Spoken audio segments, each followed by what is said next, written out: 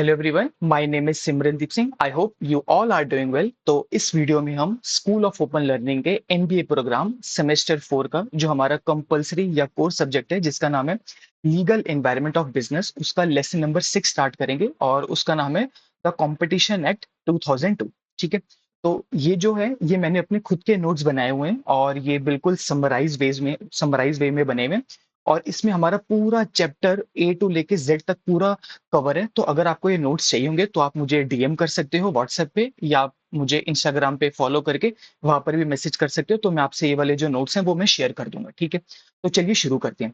सबसे पहले मैं आपको बताता हूँ जो कंपटीशन एक्ट है 2002, वो एक काफी इंपॉर्टेंट लॉ है। फेयर कंपटीशन को प्रमोट करने के लिए ये लॉ लाया गया। अब आप में से बहुत सारे बच्चे कहेंगे कि फेयर कंपटीशन का मतलब क्या होता है। अब आप एक बात समझो, लेट से जैसे मार्केट में दो बड़ी कंपनीज हैं, फ्लिपकार्ट और अमेजोन। ठीक है। अब हम सबको पता है कि जो फ्लिपकार्ट अमेजोन है वो तो बहुत ज्यादा फंडेड है, उनके पास बहुत ज्यादा पैसे हैं। तो वो क्या कर सकते हैं, स्टार्टिंग में अपने प्रोडक्ट्स को कम प्राइसेस में बेचेंगे, जिससे क्या होगा कि मार्केट में जो भी सारे कस्टमर्स हैं वो उनके पास जाने शुरू हो जाएंगे। और धीरे धीरे करके जो लोकल वेंडर्स हैं उनके पास कोई भी नहीं जाएगा, उनको लॉसेस इनकर होंगे। और उसके बाद जो लोकल वेंडर्स हैं वो अपनी शॉप क्या करने के बंद कर देंगे। और उसके बाद जो फ्लिपकार्ट है या फिर जो अमेजोन है वो क्या कर सकते हैं, वही प्रोडक्ट्स कॉस्टली बेस कर सकते हैं। क्यों? क्योंकि उनको पता है कि अब तो कंपटीशन बचे ही नहीं है।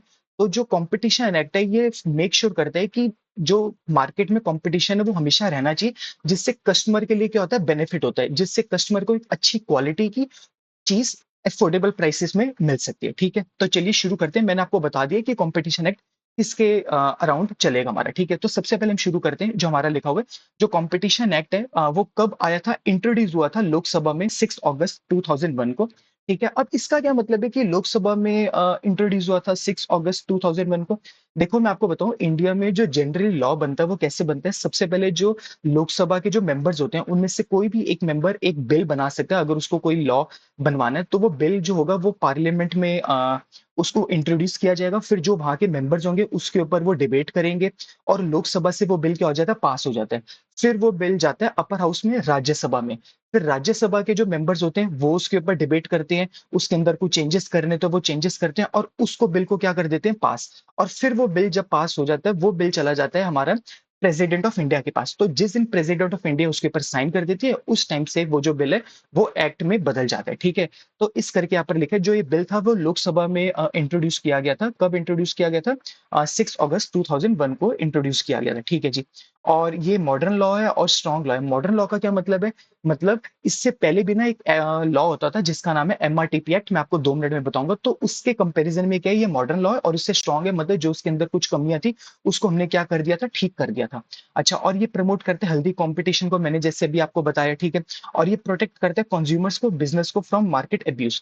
अब कंज्यूमर्स को तो प्रोटेक्ट करने का मैंने आपको बता चुका हूँ, क्योंकि कंज्यूमर्स को अच्छी क्वालिटी की चीज अफोर्डेबल प्राइसेस में मिल जाएगी। बिजनेसेस को भी कैसे प्रोटेक्ट करता है, जो छोटे वेंडर्स हैं वो मार्केट में ठीक से बिजनेस कर पाए, ये लॉ ये क्या करता है, मेक श्योर करता है। अच्छा, तो ये जो लॉ है ये रिप्लेस किया गया था जो हमारा पुराना लॉ था, उसका क्या नाम है, एमआरटीपी एक्ट। एमआरटीपी एक्ट की फुल फॉर्म क्या है, मोनोपोलीज रिस्ट्रिक्टेड ट्रेड प्रैक्टिसेस 1969। ठीक है जी। थोड़ा सा इसका हिस्ट्री के बारे में देख लेते हैं कि 2002 में जो एक्ट है उससे पहले क्या था। सबसे पहले 1964 में एक कमीशन बना था जिसका नाम था मोनोपोलीज इंक्वायरी कमीशन। वो कमीशन बनाया गया था जस्टिस केसी दास गुप्ता, जो सुप्रीम कोर्ट के जज हैं, उनके अंडर बनाया गया था। और इसका पर्पस क्या होता था कि मोनोपोलीज जो भी अनफेयर ट्रेड प्रैक्टिसेस हो रही हैं, जो भी बिजनेस के अंदर कुछ प्रॉब्लम्स है, उनसे लड़ना और उनका ध्यान रखना। फिर 1969 में थोड़े टाइम के बाद फिर एक एक्ट बना गया जिसका नाम है एमआरटीपी एक्ट। और उसके बाद ये क्यों बनाया गया था, ताकि कोई भी कॉन्सेंट्रेशन ऑफ वेल्थ है ना हो पाए। ठीक है। मोनोपोलीज को कंट्रोल किया जाए। बट टाइम टू टाइम क्या होता गया, ये चीजें क्या होती रही, आउटडेटेड। जैसे फैशन के साथ साथ चीजें आउटडेटेड होती रहती हैं, सेम लॉ भी क्या हो जाता है, आउटडेटेड। क्यों? क्योंकि जैसे जैसे कंडीशंस चेंज होती हैं, सिचुएशन चेंज होती है, तो ऐसी लॉ क्या हो जाता है, मतलब उसमें प्रॉब्लम्स आती हैं। तो इस करके न्यू लॉ को लाया जाता है। अच्छा जी। और ये मार्केट कंडीशंस में चेंजेस की वजह से आई या फिर न्यू टाइप ऑफ कुछ एंटी कॉम्पिटेटिव प्रैक्टिसेस आई, उसकी वजह से ये लॉ चेंज कर दिया गया। ठीक है। क्यों जरूरत पड़ी इस मॉडर्न लॉ की? ताकि ग्लोबल स्टैंडर्ड्स के साथ हम क्या कर सके, इसको मीट कर पाए। जो भी ग्लोबल स्टैंडर्ड्स हैं, जो भी फॉरेन में अच्छी अच्छी कंट्रीज हैं, जो भी हैं, जैसे वहां पर एक्ट चलती है उसके अकॉर्डिंग हो, और जो मार्केट की नीड्स हैं या जो मार्केट के चैलेंजेस है उसके अकॉर्डिंग हम क्या कर सके, इस एक्ट को एनेक्ट कर सके और उसके अकॉर्डिंग हम इसको स्टार्ट कर सके। ठीक है जी, चलिए आगे बढ़ते हैं। इसमें सबसे पहले हम देखेंगे जो हमारा ओल्ड ओल्ड लॉ था, एमआरटीपी एक्ट 1969, और जो हमारा कॉम्पिटिशन एक्ट था 2002। उन दोनों में ना एक छोटा सा हम क्या देखेंगे, हम डिफरेंस देखेंगे। ठीक है, तो सबसे पहले जो हमारा एमआरटीपी एक्ट जो ओल्ड लॉ था वो क्या था, रिजिड था और रिएक्टिव था। अब रिजिड का क्या मतलब होता है कि उसमें कुछ भी चेंजेस नहीं किए जा सकते या बहुत टू द स्पेसिफिक था। और रिएक्टिव का क्या मतलब होता है, आप ऐसे समझो, लेट से एक मर्डरर है, उसने क्या करा, किसी का खून कर दिया, उसके बाद पुलिस जा रही है उसको पकड़ने, तो ये हो गया रिएक्शन। और प्रोएक्टिव का क्या मतलब है कि अभी उसने खून नहीं किया, पुलिस को ऐसा लगता है कि उसका खून कर सकता है, तो उसको क्या करेगी, पहले से क्या कर लेगी, अरेस्ट कर लेगी। इसका क्या मतलब है, प्रोएक्टिव। अब इसको बिजनेस कॉन्टेक्स्ट में समझो। अगर लॉ को ऐसा लगता है कि ये बिजनेस या ये कंपनी कुछ मार्केट में ऐसा करने जा रही है जिससे कंपटीशन के ऊपर नेगेटिव इंपैक्ट पड़ेगा, तो वो उसको पहले ही रोक देगी। ये होता है कंपटीशन एक्ट 2002 में। बट जब वो उस चीज को कर देती थी, उसके बाद जब हम उसको रोकते थे, तो वो किस में रोकते थे, 1969 में। ठीक है जी। अच्छा, इसका अगला क्या है कि ऑटोनोमी, नो इंडिपेंडेंट पावर, मतलब जो एमआरटीपी एक्ट था उसके अंदर कोई इंडिपेंडेंट पावर नहीं दे रखी थी। वो अपनी मर्जी से कुछ भी नहीं कर सकते, हर बात उनको गवर्नमेंट से पूछ के करनी पड़ती थी। बट जो कंपटीशन एक्ट है उसके अंदर ना उन्होंने एक क्या करा, एक एजेंसी या कमीशन को बनाया गया, जस्ट 2 मिनट में भी हम सीखेंगे।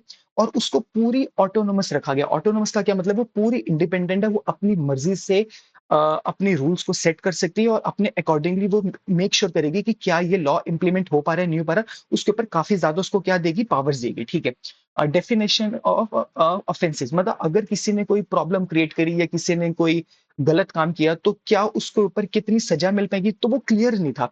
बट जो हमारा न्यू लॉ है उसके अंदर वो हमने क्लियर रखा था। ठीक है, फॉरेन कार्टेल्स, फॉरेन कार्टेल्स का क्या मतलब होता है कि जो भी फॉरेन के ग्रुप्स होते हैं, उसके अंदर जो पुराना एक्ट था वो इंक्वायरी अलाउ नहीं करता था। बट जो नया लॉ है वो इंक्वायरी कंडक्ट करने के लिए उसके अंदर पावर है। अब आपको पता है ये जो पॉइंट है ये पहले क्यों नहीं था और अब क्यों ला गया। देखो, ये एक्ट कब बना था, ये बना था 1969 में। और आपको पता होगा हमारा जो कंट्री है वो इंडिपेंडेंस कब मिली थी उसको, 1947 में। अब आप एक बात समझो, कोई कंट्री को जिसको 47 में तो अभी इंडिपेंडेंस मिली है, तो 69 तक ना वो कंट्री इतनी पावरफुल नहीं थी कि वो फॉरेन के भी जो कार्टल्स है ना उसके ऊपर भी क्या कर सके, इंक्वायरी कर पाए। बट अब तो हमारी कंट्री इतनी अच्छी बन चुकी है, इतनी पावरफुल है कि वो फॉरेन कार्टल्स के ऊपर भी क्या कर सकती है, इन्वेस्टिगेशन कर सकती है। और उसका राइट भी इस करके क्या हो रखा हुआ है, इसके अंदर इसको पावर दी गई है। ठीक है जी। अच्छा, इसके ऑब्जेक्टिव क्या है जो एक्ट के, इसके एक्ट है कि फेयर कंपटीशन होना चाहिए, कंज्यूमर की प्रोटेक्शन का ध्यान देना चाहिए, और डोमिनेंस को अब्यूज ना हो। डोमिनेंस का अब्यूज का क्या मतलब होता है, लेट से जो फ्लिपकार्ट है या अमेजोन है या कोई भी ऐसा बड़ा ब्रांड है, वो किसी अपना बड़ा होने का नाजायज फायदा ना उठाए। ठीक है।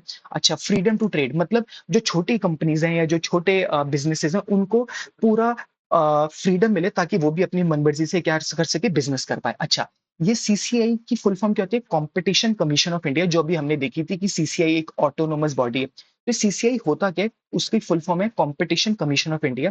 जो कंपटीशन कमीशन ऑफ इंडिया है वो इस लॉ को ठीक से इंप्लीमेंट करने के लिए बनाई गई है। मतलब जो कंपटीशन एक्ट 2002 है उसकी ठीक से इंप्लीमेंटेशन हो पाए, जो उसके अंदर पावर्स हैं या जो उसके अंदर ड्यूटीज हैं, जो उसके अंदर रिस्पॉन्सिबिलिटीज हैं, या अगर कोई प्रॉब्लम होगी, तो अगर किसी बिजनेस ने कोई प्रॉब्लम करी तो वो कौन देखेगा, गवर्नमेंट देखेगी। गवर्नमेंट के पास तो ऑलरेडी बहुत सारी चीजें करने को। इस करके उन्होंने एक अलग से कमीशन या एक तरीके से अलग से एक डिपार्टमेंट बना दिया जिसका नाम क्या रखा, सीसीआई। तो सीसीआई मेक श्योर करेगा कि कोई भी प्रॉब्लम होगी तो ये ध्यान रखेगा। ठीक है, इसके फंक्शंस क्या होते हैं, कंप्लेंट्स को हैंडल करना, कोई इंक्वायरीज को कंडक्ट कराना, अगर कोई प्रॉब्लम हुई तो उनके अगेंस्ट एक्शंस ले लेना, और मार्केट में फेयर और कॉम्पिटिटिव मार्केट ठीक से बन पाए। अच्छा, जो सीसीआई है उसके कुछ ऑब्जेक्टिव्स या उसके मोटिव्स कैसे हैं, देखो। सबसे पहला ऑब्जेक्टिव है हेल्दी कंपटीशन। ये मेक श्योर करेगा सीसीआई कि मार्केट में क्या होना चाहिए, हेल्दी कंपटीशन होनी चाहिए, मतलब सब बिजनेस को फेयर कंपटीशन का मौका मिले। एग्जांपल जैसे कि फ्लिपकार्ट और अमेजोन है, अब कस्टमर्स के लिए वो क्या करता है, अच्छे डिस्काउंट्स ऑफर करता है या फास्ट डिलीवरी देने की कोशिश करता है, तो ये तो हेल्दी कंपटीशन है, ये तो होना चाहिए। तो ऐसा होना चाहिए। अच्छा, अगला पॉइंट क्या है इसका, अगला पॉइंट है prevention of adverse practices. Prevention of adverse practices का क्या मतलब है, जो भी अनफेयर प्रैक्टिसेस होती हैं, जैसे प्राइस को फिक्स कर देना या फिर मार्केट शेयर को रोकना, ऐसे करके। फॉर एग्जांपल जैसे अगर फ्लिपकार्ट और अमेजोन मिलकर डिसाइड करे कि वो किसी भी प्रोडक्ट को ना ना 1000 से कम बेचेगा ही नहीं, तो ये तो प्राइस फिक्स हो गया, ये तो प्रॉब्लम होगी, ये तो एडवर्स प्रैक्टिस होगी। अब अगर दोनों कंपनीज जो बड़ी-बड़ी कंपनीज हैं, अगर वो फिक्स कर दे एक लिमिट के बाद कि इससे कम में तो हम देंगे नहीं, तो आपके पास तो कोई ऑप्शन ही नहीं है, आपको एक ना एक से तो लेना पड़ेगा। ऐसे करके नहीं होना चाहिए। अच्छा, अगला क्या है? Protection of business interest. अच्छा, ये मेक श्योर करे जो बिज़नेस है, उनके इंटरेस्ट को क्या करे? प्रोटेक्ट करे कम से ठीक है? इसका कैसे मतलब है, जो छोटी कंपनीज़ होती हैं, को बड़ी फर्म्स के प्रेशर से बचाना। जैसे अगर अमेज़न रिटेलर्स को फोर्स करे कि सिर्फ उसका ही प्रोडक्ट बेचोगे, तो ये छोटी कंपनीज़ के लिए क्या होगा? अनफेयर प्रैक्टिस होगी। अच्छा, फ्रीडम ऑफ ट्रेड, ये तो मैं आपको पहले भी बता चुका हूँ। फ्रीडम ऑफ ट्रेड का क्या मतलब होता है? हर बिज़नेस को बिना किसी रुकावट या बिना किसी प्रॉब्लम के अपना बिज़नेस करने का फ्रीडम मिलना चाहिए। जैसे एग्ज़ाम्पल इसका हम क्या कर सकते हैं? जैसे अगर फ्लिपकार्ट किसी नए सेलर को किसी रीजन में काम ही ना करने दे, तो ये क्या होगा? फ्लिपकार्ट ने क्या करा? ट्रेड का वायलेशन किया। अच्छा, उसके बाद हम क्या कर सकते हैं? ऑब्जेक्टिव, इसका अगला ऑब्जेक्टिव क्या है? Prevent abuse of dominance. अच्छा, इसका क्या मतलब होता है? जो बड़ी कंपनीज होती है ना, वो अपनी पोजीशन का मिसयूज ना करे। लेट्स से कोई बड़ी टेलीकॉम कंपनीज है, लेट्स से एयरटेल है या फिर जियो है, उन्होंने क्या करा? सबसे पहले कोई फ्री सर्विसेज देनी शुरू कर दी, और बाद में क्या करा? जब छोटी छोटी कंपनीज मार्केट से चलेगी और उसके उन्होंने क्या करे? रेट्स को क्या कर दिया? इंक्रीज कर दिया। अच्छा, उसके बाद क्या है?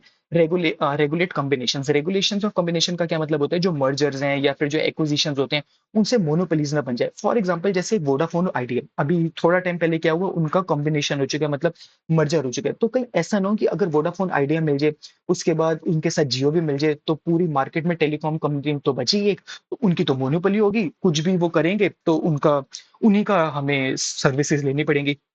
या फिर लेट्स से जैसे ज़ोमैटो और स्विगी आज एक हो जाए, तो हमारे पास ऑप्शंस ही कम बचेंगे, तो वो जो प्राइस हमें ऑफर करेंगे, हमें उन पे लेना पड़ेगा। और लास्ट इसका काम क्या होता है? अवेयरनेस और ट्रेनिंग करना। मतलब वो पब्लिक को एजुकेट करता है, बिज़नेसेस को एजुकेशन देता है कि आपको कैसे कॉम्पिटिशन में जाना चाहिए, अगर आपके साथ कुछ गलत हो रहा है, तो आप हमसे कैसे कंप्लेंट कर सकते हो, ऐसे-ऐसे करके, ठीक है। अब ये कुछ छोटी-सी टर्म्स हैं, जो हमारी बुक्स में मेंशन है, की टर्म्स और उसके सिंपल-सिंपल मीनिंग मैं आपको जल्दी से बता देता हूँ। सबसे पहले एक्विजिशन का क्या मतलब होता है? किसी भी कंपनी के शेयर्स या फिर एसेट्स को क्या करना? कंट्रोल करना। उसके बाद है अग्रीमेंट। अग्रीमेंट का क्या मतलब होता है? कोई भी दो, जब दो या दो से ज्यादा पार्टीज आपस में कोई अंडरस्टैंड करती है, वो ओरल भी हो सकता है और रिटन भी हो सकता है। और एपिलेट ट्रिब्यूनल का क्या मतलब है? तो कोई भी ऐसी बॉडी जो अपील्स को हियर करे, और हमारी बुक में इसका क्या मतलब है? एनसीएलटी। ठीक है। और चेक कार्टेल का क्या मतलब होता है? जब भी कोई जो कंपनीज होती हैं, वो अपना एक ग्रुप बना लेती है, जिससे वो कॉम्पिटिटर्स के साथ सीक्रेटली काम करती है।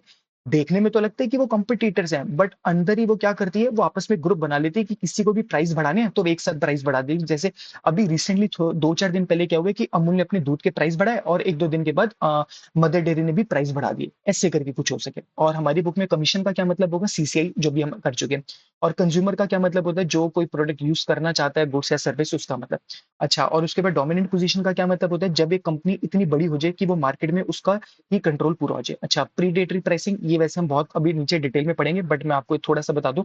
जब प्राइस आप इतना ही कम कर दो कि दूसरी कंपनीज़ उस प्राइस को मेंटेन ना कर पाएँ, और उसके बाद वो बाहर हो जाए। लेट्स से फ्लिपकार्ट ने आईफ़ोन बेचना शुरू कर दिया, लेट्स से 5-5 हज़ार में। अब दूसरी कंपनी तो कोई बेच नहीं सकती। धीरे-धीरे छोटी सारी कंपनीज़ क्या होगी? बंद होगी। तो उसने क्या करा? प्रीडेटरी प्राइसिंग करी। Relevant market. रेलेवेंट मार्केट का सिंपल मतलब क्या होता है? कि मार्केट जहाँ सिमिलर प्रोडक्ट्स मिलते हैं या फिर कॉम्पिटिशन होता है, ठीक है। सर्विसेज का क्या मतलब है? कोई भी ऐसी एक्टिविटी जैसे बैंकिंग, एजुकेशन, ट्रांसपोर्ट हो गया। और रूल ऑफ बिजनेस का क्या मतलब होता है? इसका हर केस का एनालिसिस करना किया जाता है। अगर कंपटीशन को डैमेज नहीं हो रहा, तो शायद अलाउड हो सकते हैं, ठीक है। अच्छा, चलो। अच्छा, इसके बाद हम क्या देखेंगे? डायमेंशंस ऑफ कॉम्पिटिशंस एक्ट 2002, ठीक है। सबसे पहला इसका क्या है? Anti competitive agreement. Anti competitive agreement का सिंपल मतलब क्या होता है? ऐसे एग्रीमेंट्स जो मार्केट में कॉम्पिटिशन को कम करते हैं, और ये इल्लीगल होते हैं। इसके एग्जांपल्स क्या हैं? सबसे पहला एग्जांपल है टाइम अरेंजमेंट। इसका क्या मतलब है? आपको एक प्रोडक्ट तभी मिलेगा, लेट्स से, जब आप दूसरा प्रोडक्ट लोगे। फॉर एग्जांपल मोबाइल के साथ आपको सिम भी खरीदना क्या कर देते हैं?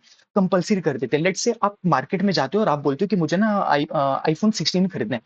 आप किसी भी शॉप में जाओ, वो बोल देते हैं कि आपको आईफ़ोन 16 तभी मिलेगा जब आप जियो की सिम हमसे खरीदोगे। पर आप तो बोल रहे हो मैं तो वोडाफ़ोन का यूज़ कर रहा हूँ सिम, मैं तो आइडिया की यूज़ सिम कर रहा हूँ, या मैं बीएसएनएल व्हाटएवर यूज़ कर रहा हूँ। तो आपके ऊपर एक प्रेशर क्रिएट किया जा रहा है कि अगर आपको आईफ़ोन खरीदना है, तो आपके पास जियो की ही सिम होना चाहिए। चाहे आप जियो की सिम वहाँ से खरीदो, या जो अपना पुराना नंबर है उसको क्या करो? पोर्ट करो। तो ये क्या करा? टाइम अरेंजमेंट किया। ये कैसी प्रैक्टिस है? ये है एंटी कॉम्पिटिटिव प्रैक्टिस है। अच्छा, अगला क्या है?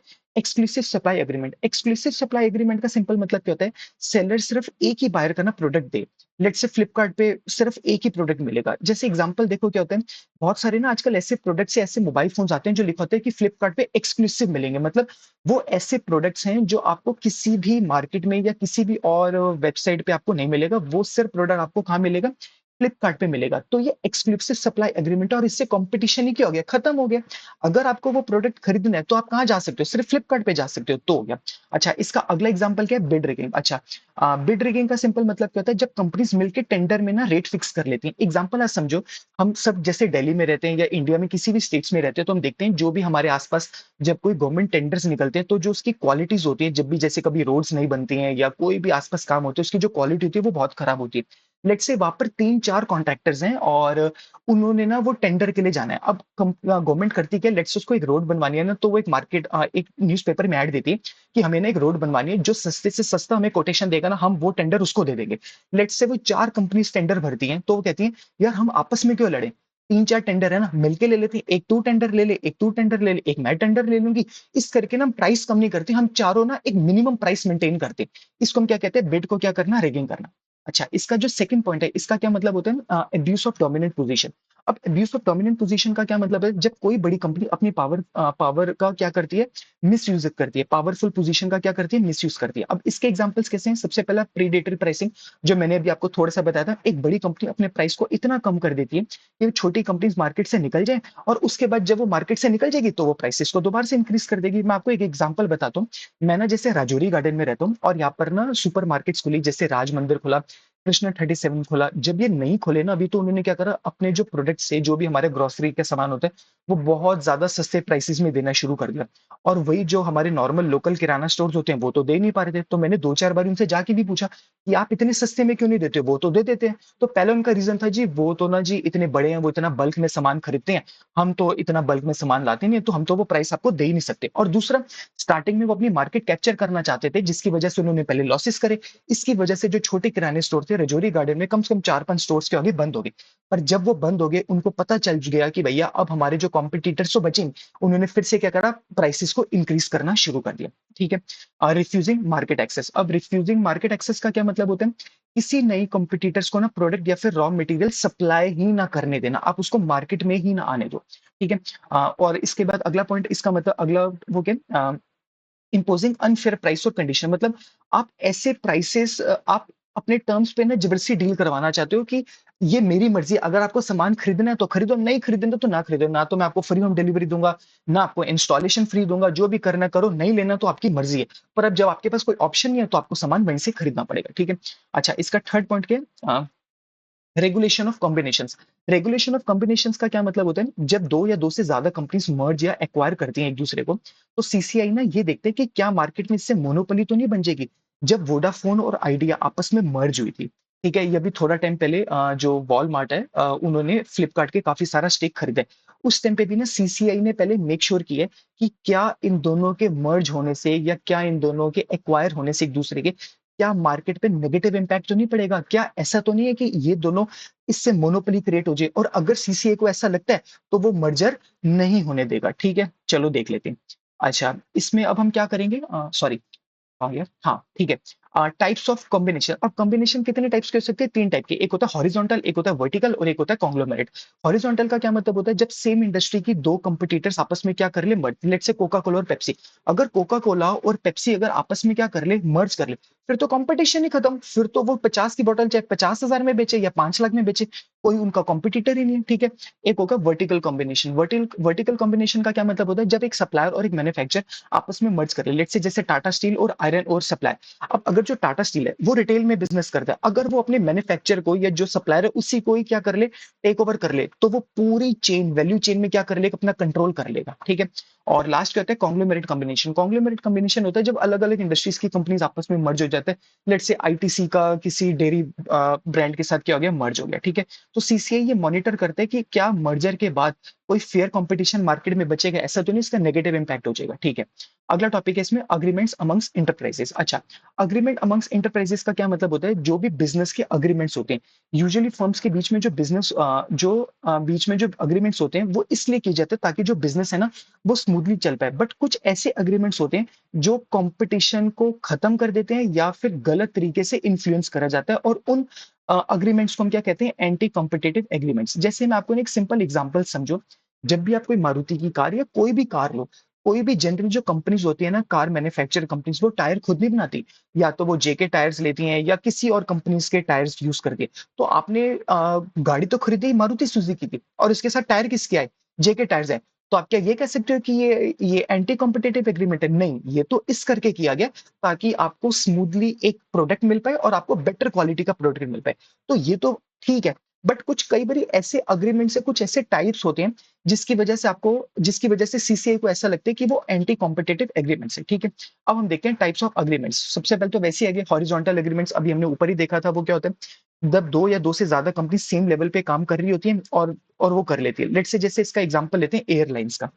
अगर दो एयरलाइंस मिलके अग्री कर लेती हैं कि हम इससे टिकट तो मिनिमम हम कभी बेचेंगे नहीं, तो इससे नेगेटिव इंपैक्ट पड़ेगा। जैसे अभी हमने रिसेंटली देखा है कि कश्मीर में एक टेररिस्ट अटैक हुआ, ठीक है, जिसके बाद न्यूज में हमने ये देखा कि एयरलाइंस ने अपने जो प्राइसेस थे उनको क्या कर दिया, इंक्रीज कर दिया। अब ये कितनी बेकार बात है, ये कितनी बुरी बात है कि किसी के साथ कुछ मिस हैपनिंग हो चुकी है और हम इस मतलब सिचुएशन का फायदा उठा के वहां पर भी बिजनेस ढूंढ रहे हैं। सबसे पहली बात, जो भी कश्मीर में प्रॉब्लम हुई, चाहे हम हिंदू हो, चाहे हम सिख हो, चाहे वो ईसाई हो, चाहे वो हम मुस्लिम हो, हम सब सबसे पहले क्या है, इंडियन है और हम भारतीय हैं। तो मैं जैसे सिख हूं तो मैं एक प्राउड सिख भी हूं और प्राउड इंडियन भी हूं। भारत माता की जय।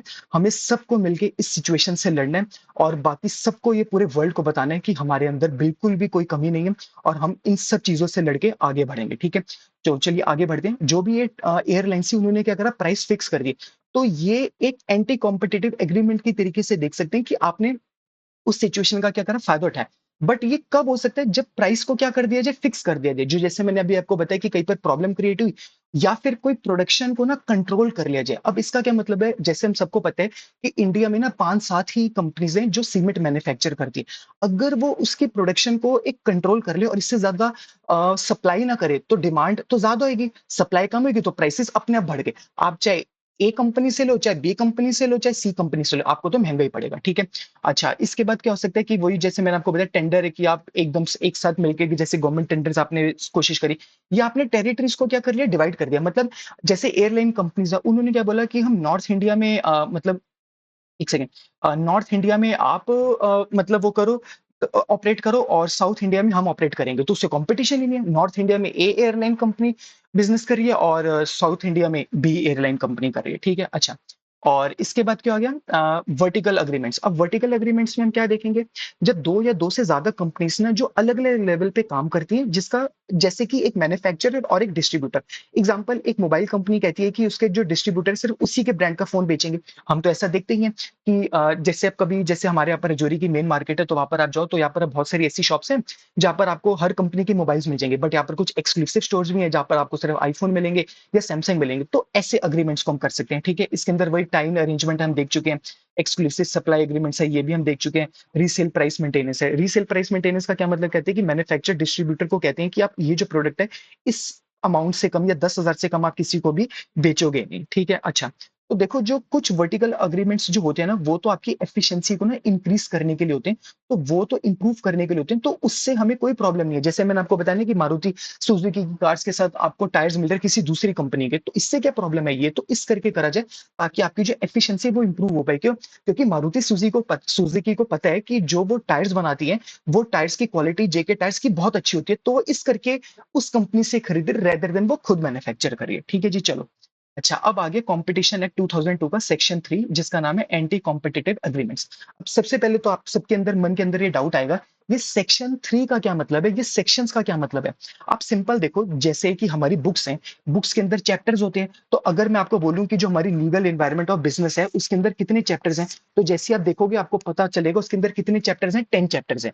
सेम चीज, जो भी कोई लॉ होता है ना, उसके अंदर हर एक पैराग्राफ को ना एक अलग नंबर से डिनोट किया जाता है ताकि हमें कुछ भी अगर मतलब एकदम से ढूंढना हो या कोई भी पैराग्राफ एकदम से पढ़ना हो, तो हम क्या करें, हम उस पैराग्राफ में जल्दी पहुंच पाए। तो हम कैसे पहुंचेंगे, जैसे हमने जो अपनी बुक है उसको चैप्टर्स में डिवाइड किया गया, सेम चीज लॉ में हम क्या करते हैं, सेक्शंस में डिवाइड कर देते हैं। लेट्स से सेक्शन 3 मतलब जो कॉम्पिटिशन एक्ट 2002 है, अगर आप गूगल करोगे तो उसके सेक्शन 3 में ये वाली बातें लिखी हैं जो मैं भी आपको बताने जा रहा हूँ। ठीक है जी, चलो।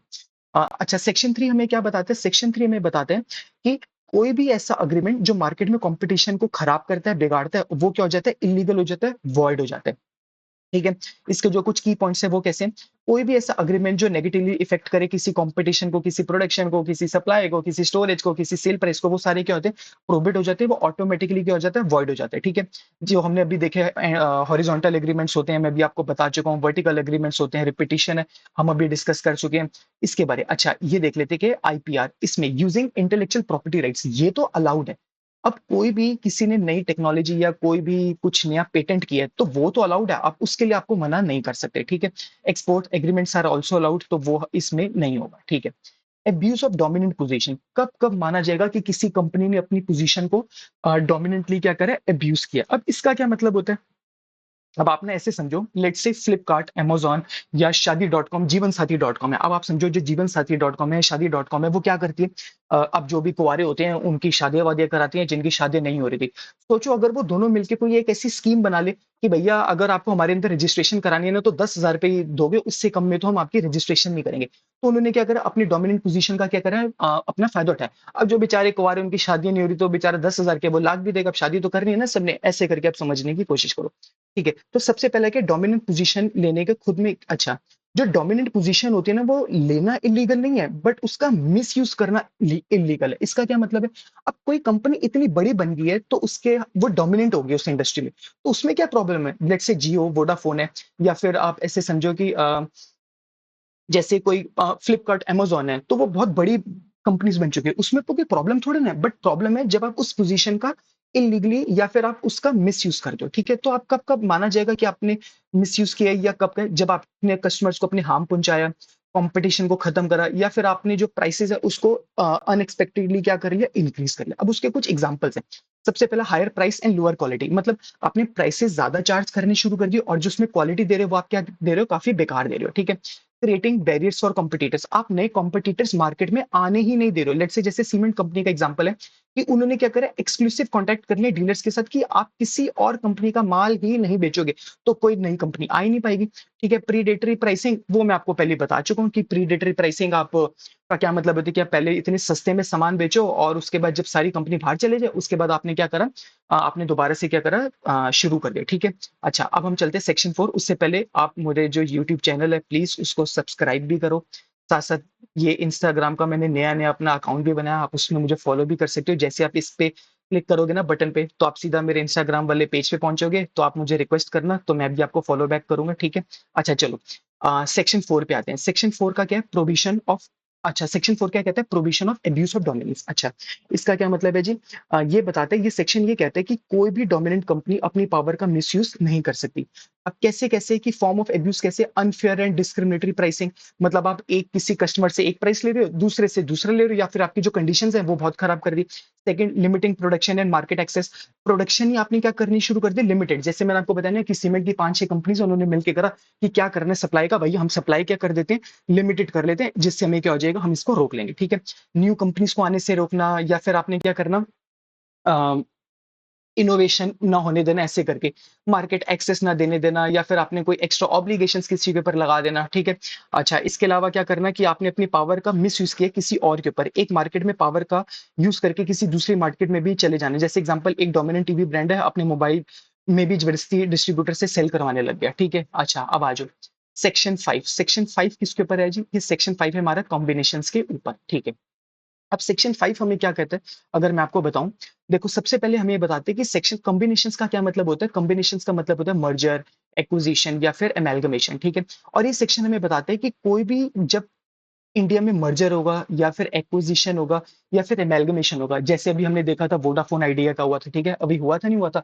अभी वोडाफोन आइडिया का जब हुआ, तो जब भी ऐसा कोई मर्जर होगा ना, आपको सबसे पहले ना परमिशन लेनी पड़ेगी सीसीआई, बिना सीसीआई की परमिशन के आप मर्जर नहीं कर सकते। क्यों?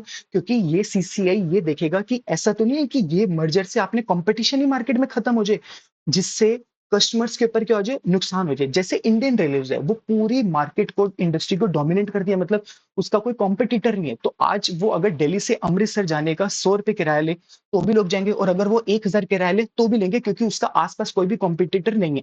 अगर सेम चीज़ वोडाफोन और आइडिया के मर्ज होने के बाद हो जाए, कि आज वो प्लान दे रहे हैं 200-300 रुपए का, अगर कल वो 1 जीबी 1000 रुपए का कर दे, तो भी लोगों को देना पड़ेगा। तो ये नहीं होना चाहिए। इस करके ना सीसीआई ने एक कुछ लिमिट सेट कर रखी हुई है, कि अगर आप मीट करते हो तो आपको हमें पहले परमिशन लेनी पड़ेगी, तभी आप क्या कर सकते हो, मतलब आप एक्वायर या मर्ज या फिर एमेलगमेशन कर सकते हो। अब ये जो मतलब लिमिट्स है ना, ये अब आपको याद करनी है, तो मैं इसको थोड़ा जल्दी जल्दी बता देता हूँ। ठीक है, एक्विजिशन के टाइम पे क्या करना पड़ेगा, इंडियन लेवल पे क्या, अगर आपके एसेट्स 1,000 करोड़ से ज्यादा है, टर्नओवर 3,000 करोड़ से ज्यादा है, और ग्लोबल लेवल पे अगर एसेट्स की वैल्यू 5,000 ओ सॉरी $500 मिलियन से ज्यादा की है, या फिर टर्नओवर में अगर हम देखेंगे जो $1,500 मिलियन से ज्यादा की टर्नओवर है, तो आपको पहले उनको इन्फॉर्म करना पड़ेगा। सेम बिजनेस कंट्रोल का क्या मतलब है, जैसे ना रिसेंटली मतलब थोड़ा टाइम पहले जो वॉलमार्ट है उन्होंने ना फ्लिपकार्ट को एक्वायर किया था, तो जो वॉलमार्ट है वो भी सिमिलर बिजनेस में, और जो फ्लिपकार्ट है वो भी सिमिलर बिजनेस में, तो जब सेम बिजनेस कंट्रोल होता है ना, तो उसके ऊपर ये लिमिट अप्लाई होती है। इंडिया पे क्या है, 1,000 करोड़ के एसेट्स का, या फिर 3,000 करोड़ की टर्नओवर का। ग्लोबल लेवल पे क्या है, 500 मिलियन एसेट्स का, या फिर 1,500 मिलियन टर्नओवर का। ठीक है जी।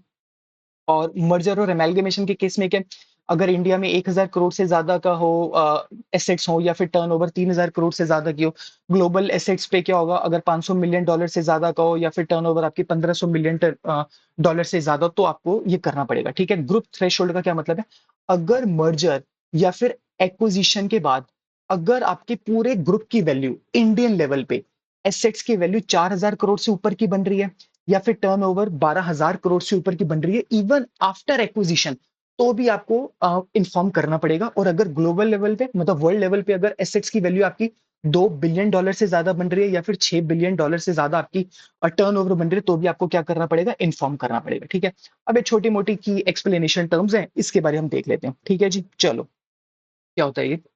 अच्छा, सबसे पहले कंट्रोल। कंट्रोल का क्या मतलब होता है, अगर एक एंटिटी दूसरी कंपनी को मैनेजमेंट या फिर बोर्ड या फिर डिसीजन को कंट्रोल करती है, डायरेक्टली या फिर इनडायरेक्टली, उसको कहते हैं कंट्रोल करना। अच्छा, ग्रुप का क्या मतलब है, एक सेट ऑफ कंपनीज जिनका 26% और मोर कंट्रोल या फिर वोटिंग राइट्स, या फिर जो नॉमिनेट करती है 50% और मोर बोर्ड मेंबर्स, या फिर जो मैनेजमेंट और ऑपरेशन करती है वो हो जाता है, तो हम इसको ग्रुप का डेफिनेशन मान लेते हैं। ठीक है, एसेट्स की वैल्यू का क्या मतलब होता है, कंपनी ऑडिटेड फाइनेंशियल से डिसाइड होती है कि including brand value, goodwill, patent से सब कुछ। ठीक है, ये ना ज्यादा इंपॉर्टेंट नहीं था, मैंने इस करके ना इसको जल्दी से रीड कर दिया ताकि आपका टाइम भी ना वेस्ट हो, क्योंकि इसको हमें ना याद करना। मैं इसमें आपको क्यों लॉजिक बताऊं कि 26% है, 56% है, बताओ कि ये 4,000 करोड़ के, 12,000 करोड़ के, तो इस करके आपने इसको एक बारी मतलब जस्ट रट्टा मार लेना, और मैं क्या ही बोलूं उसके बाद। ठीक है जी। इसके आगे आ जाओ, सेक्शन नंबर 6। सेक्शन 6 आपको क्या बताता है, regulations of combination. Regulations of combination का क्या मतलब होता है, कोई भी जब मर्जर या फिर एक्विजिशन होता है जो मार्केट में कंपटीशन को नेगेटिवली इफेक्ट करता है, तो वो क्या हो जाता है, वॉइड हो जाते हैं। ठीक है जी। अच्छा, इसके बाद अगर कोई मर्जर या एक्विजिशन प्लान हो रहा है, तो पार्टीज को ना कॉम्पिटिटिव कमीशन ऑफ इंडिया मतलब सीसीआई को 30 डेज के अंदर में नोटिस देना होगा कि बोर्ड ऑफ डायरेक्टर का अप्रूवल दे दें, अग्रीमेंट साइन हो जाए। ठीक है, और इसके अलावा उसके बाद क्या होगा, जो कॉम्बिनेशन है will not take effect until, ये कब तक इफेक्ट नहीं पड़ेगा, वैसे ना इसके अंदर ना एक अमेंडमेंट आ रखी है जो बुक के ना लास्ट में गए हुए हैं। अब मुझे नहीं पता इन्होंने ये ऐसा क्यों किया है कि अमेंडमेंट को इसके साथ ना लिख के बुक में स्पेशल नीचे लिखे, पर अब जैसे एसओ ने लिखा है मैंने बिल्कुल एज इट इज वैसे ही इसमें नोट्स बनाए हुए। पूरा चैप्टर 100% कवर है, बस बुक में बहुत ज्यादा डिटेल में, और ये थोड़ा सा शॉर्ट में, और कुछ खास नहीं है। ठीक है, 220 डेज के अंदर आपको पास करना पड़ेगा, सीसीआई आपको डिसीजन दे देगा।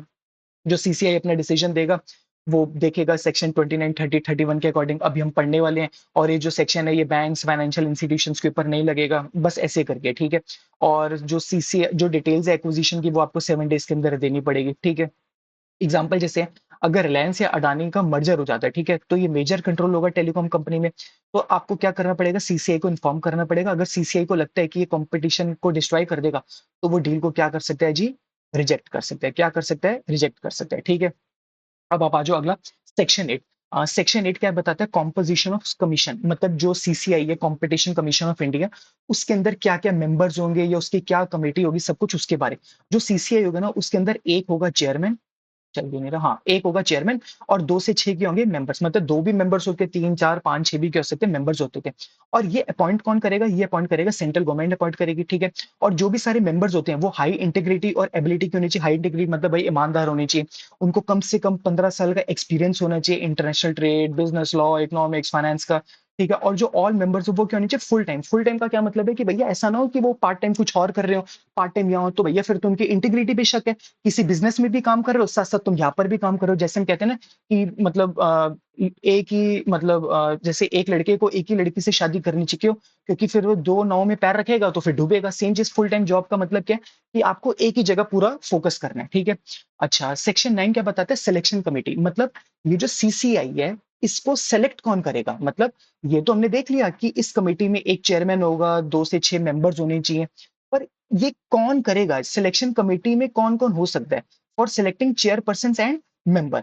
देखो, ये सेलेक्ट करेंगे चीफ जस्टिस ऑफ इंडिया या उनके नॉमिनी। सीजीआई का मतलब क्या है? जो चीफ जस्टिस ऑफ इंडिया वो करेंगे या उनके नॉमिनी। मतलब अगर उनके पास टाइम नहीं है, तो वो अपने नॉमिनीज को भेजेंगे, वो वोट करेंगे, तो पता चलेगा कि इस सीसीआई का कौन चेयरमैन बनेगा या कौन मेंबर बनेगा। ठीक है? Secretary ministry of corporate affairs, secretary ministry of law and justice, और 2 एक्सपर्ट्स होंगे, प्रोफेशनल होंगे जो बिज़नेस, लॉ या फिर इकोनॉमिक्स में। अब जैसे हम जैसे बहुत सारे लोग हैं जिनको 15-20 साल का एक्सपीरियंस हो जाएगा, तो हम भी इस कमेटी के क्या बन सकते हैं? मेंबर्स बन सकते हैं। ठीक है जी, चलो जी। ख़्याली पुलाव नहीं बता रहा, बन सकते हैं भाई, थोड़ी मेहनत करोगे तो बन जाओगे इसके भी, और अच्छा-अच्छा पैसा भी मिलेगा और इज़्ज़त भी ज़्यादा मिलेगी। ठीक है, चलो। सेक्शन 10, सेक्शन टर्म क्या कहते हैं? सेक्शन 10 क्या कहता है? Terms of office. Terms of office का क्या मतलब है कि जो भी ये जो लोग हैं, क्या कहते हैं, ये सीसीआई के लोग हैं, ये कितने टाइम तक मतलब ऑफिस को होल्ड करेंगे। देखो, उनका टर्म होता है 5 इयर्स का टर्म होता है और उनको दोबारा से रीअपॉइंट किया जा सकता है।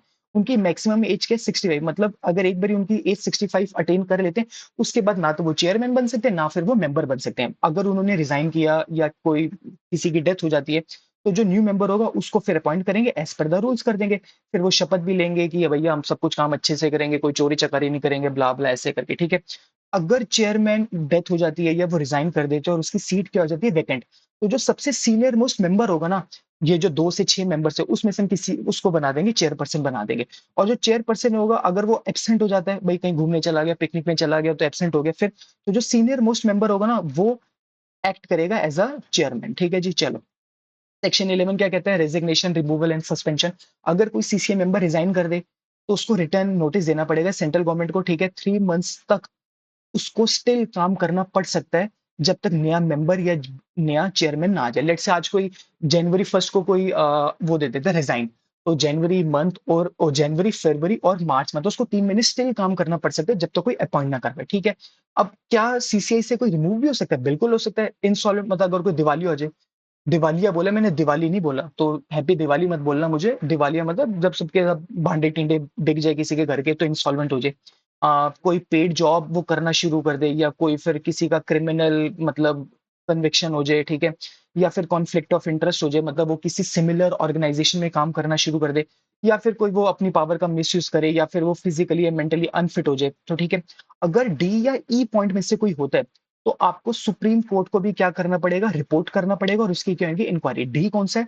कॉन्फ्लिक्ट ऑफ इंटरेस्ट और मिसयूज ऑफ पावर। तो बेटा फिर आप ना लंबे जाओगे फिर, तो इस करके थोड़ा हिसाब से, अगर आप बन जाते हो ना मेंबर, तो थोड़ा हिसाब से करना, ज्यादा लालच मत करना। चलो ठीक है जी। सेक्शन 16। अब सेक्शन 16 क्या कहता है हमारा? अच्छा, सेक्शन 16 हमारा कहता है भाई कि जो सीसीए होगा ना, वो with the approval of central government appoint करेगा director director general for investigation, ठीक है। जो डीजी या फिर ऑफिसर्स होंगे, जॉइंट डिप्टी ये होंगे, ठीक है, वो एज पर द रूल्स हम अपॉइंट कर सकते हैं। ठीक है, चलो। अच्छा, सेक्शन 17 क्या बताता है हमें? भाई सेक्शन 17 बताता है सेक्रेटरी, एक्सपर्ट्स या फिर अदर जो एम्प्लॉइज। अब सीसीआई में और एम्प्लॉइज भी तो हो सकते हैं, सिर्फ ये मेंबर्स थोड़े ना होंगे। मेंबर्स तो हैं रूल्स बनाने के लिए, जो चेयरमैन है या जो 2 से 6 मेंबर्स हैं, वो तो रूल्स बनाने के लिए भाई, और भी तो इसके अंदर एम्प्लॉइज होंगे जो काम करेंगे। तो वो जो एम्प्लॉइज काम करेंगे वो कैसे होगा? सेक्रेटरी, अदर एम्प्लॉइज जो स्मूथ फंक्शनिंग के लिए करेंगे, उनकी सैलरी क्या होगी, सर्विस कितनी देंगे, कितने नंबर होंगे, क्या रूल्स होंगे, वो सबको डिसाइड करेंगे। मतलब ये इस सेक्शन के अकॉर्डिंग डिसाइड होगा, ठीक है। सीसीआई अपॉइंट कर सकता है एक्सपर्ट्स को, प्रोफेशनल्स को, जो लॉ, इकोनॉमिक, बिजनेस के रखते हो, ठीक है। Section 18, duties and functions of commission. अब उस कमीशंस की क्या-क्या ड्यूटीज होगी, क्या-क्या फंक्शंस होंगे, वो एलिमिनेट करेगा। कोई एंटी कॉम्पिटिटिव प्रैक्टिस प्रमोट करेगा, हेल्दी कंपटीशन को प्रोटेक्ट करेगा, इंटरेस्ट ऑफ कंज्यूमर्स को, ताकि फ्री ट्रेड हो पाए, ठीक है जी। अच्छा जी। Section 22, meeting of commission. अब कमीशंस की मीटिंग भी तो होगी। अब मैं वो डेट की बात नहीं कर रहा गर्लफ्रेंड बॉयफ्रेंड की मीटिंग, मतलब जब कमीशन जो सीसीआई है उनकी कमीशंस की मीटिंग भी होगी, तभी उसमें ये सारे डिसीजंस लिए जाएंगे। तो उनकी कैसी होगी? जो होगी वो रेगुलेशंस के अकॉर्डिंग होगी। अगर चेयरपर्सन मतलब जो चेयरमैन, अगर वो एब्सेंट होगा, जो सीनियर मोस्ट मेंबर है वो उसकी तरह एक्ट करेगा। और डिसीजन लिया जाएगा जब मेजोरिटी ऑफ वोट दिए जाएंगे, और मीटिंग तभी स्टार्ट होगी जब एटलीस्ट 3 मेंबर्स के होंगे, प्रेजेंट होंगे, जिसको हम कहते हैं कोरम। ठीक है, अच्छा जी। अब जो आगे वाले सेक्शंस है ना, वो पेनल्टी वाले सेक्शंस है। मैं बहुत जल्दी रीड कर दूंगा क्योंकि इसमें ना सब कुछ याद करने वाला है, कुछ भी ना मतलब ऐसा समझने वाला नहीं है, बट स्टिल भी मैं एक बार रीड कर देता हूँ। अच्छा, सेक्शन 42 किसके ऊपर है? Non compliance with commission order. मतलब अगर आपने कमीशन के ऑर्डर्स, लेट से कंपनी ए को ऑर्डर किया गया सीसीआई ने कि आप ये काम करो या ये काम ना करो, और अगर आपने उनके ऑर्डर की कंप्लायंस नहीं करेगी तो क्या होगा? आपको 1 लाख रुपए पर डे का फाइन इंपोज होगा, मैक्सिमम 10 करोड़ तक हो सकता है, आपको 3 साल तक की सजा भी हो जाएगी। चलो उसमें तिहाड़ में जाओगे तो खाना पीना भी फ्री हो जाएगा, तो फिर बीवी की चैंचा भी नहीं सुननी पड़ेगी। ठीक है, चलो। और आपको 25 करोड़ तक का फाइन भी हो सकता है, या फिर जज ने चाहा तो दोनों भी हो सकते हैं, सोने पे सुहागा भी हो सकता है। ठीक है, और ये कौन देगा? जो मेट्रोपॉलिटन मजिस्ट्रेट है दिल्ली का, वो देगा। 42A ये क्या कहता है? Compensation for violation of order.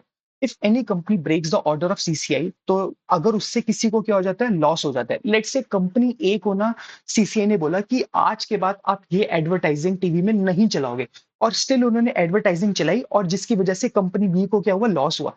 तो फिर इसमें कॉम्पनसेशन बताएगा कि कितनी आपको कॉम्पनसेशन मिलेगी। ठीक है, नॉन कंप्लायंस विद सीसीआई और डीजीआई का अगर कोई ऑर्डर होगा तो आपको 1 लाख रुपए पर डे का इंपोज लगेगा, 1 करोड़ तक का भी जुर्माना लग जाएगा। अच्छा, 43A क्या कहता है आपको? आपको 43 ये कहते हैं कि penalty for non submission of information of on commission. मतलब अगर सीसीआई ने आपसे कोई इंफॉर्मेशन मांगी है, तो अगर आपने नहीं इंफॉर्मेशन दी तो आप सेक्शन 43 के अंदर, 43A के अंदर लाइबल हो जाओगे। कोई भी if any combination like merger acquisition होने वाला था और आपने उसकी रिपोर्ट नहीं करी सीसीआई को, लेट से वोडाफोन और आइडिया ने मर्ज होना था और सीसीआई को रिपोर्ट नहीं करी। अब आप में से ना बहुत सारे लोग ये कहते हैं कि मतलब जो प्रोफेशनल्स का क्या काम होता है इसमें, लॉयर्स का क्या काम होता है? तो बहुत सारे काम होते हैं। जब भी कोई एक बिजनेस डील होती है ना, तो एक लेमैन को तो नहीं पता कि उसके अंदर कौन कौन से सेक्शंस इंप्लीमेंट होंगे। तो इस करके लॉयर्स को, ये प्रोफेशनल्स को हायर किया जाता है ताकि उनको इस सब नॉलेज हो कि अगर कोई मर्जर या एक्विजिशन हो रहा है तो हमें सेक्शन 43A के अंदर सीसीआई को इंफॉर्मेशन सबमिट करनी पड़ेगी, अगर नहीं सबमिट करेंगे तो हमें कितने का फाइन लग सकता है? 1% का फाइन भी लग सकता है। चलो जी, बात खत्म, आगे बढ़ो।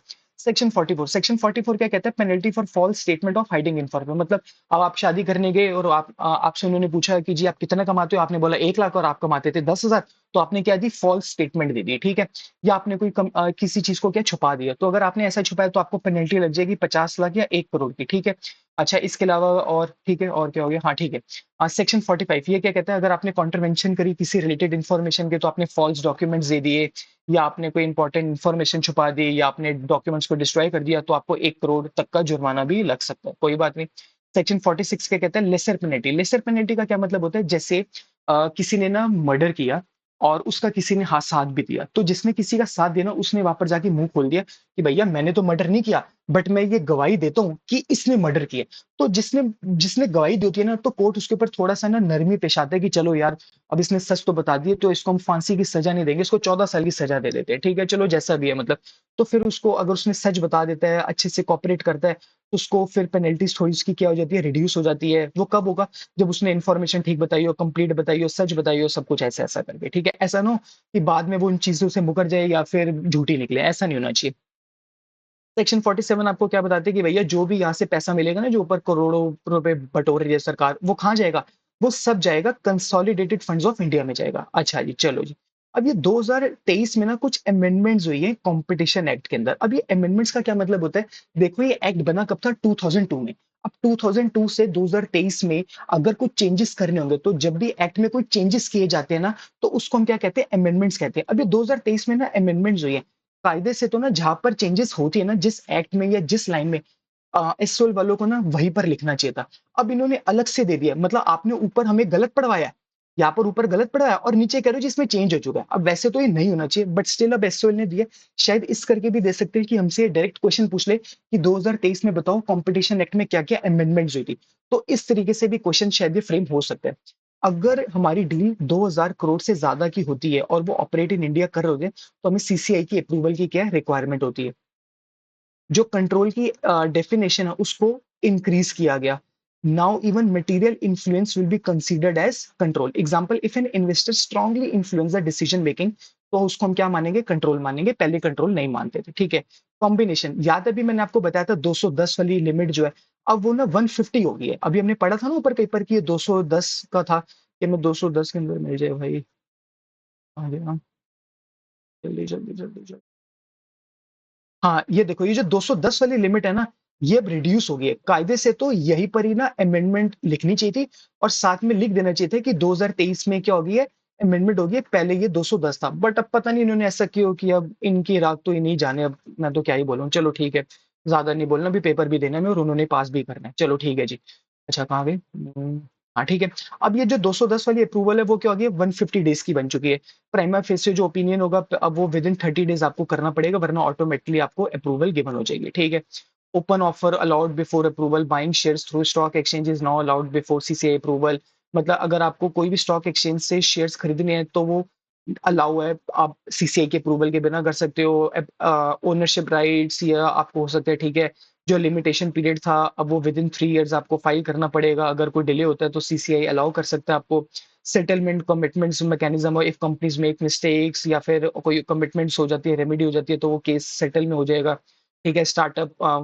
फ्रेंडली स्टार्टअप फ्रेंडली बनाए कि now faster merger and acquisition approvals आएंगे, ताकि वो जो स्टार्टअप्स हैं, स्मॉल बिजनेस है, वो जल्दी अच्छे से कर पाए, ठीक है?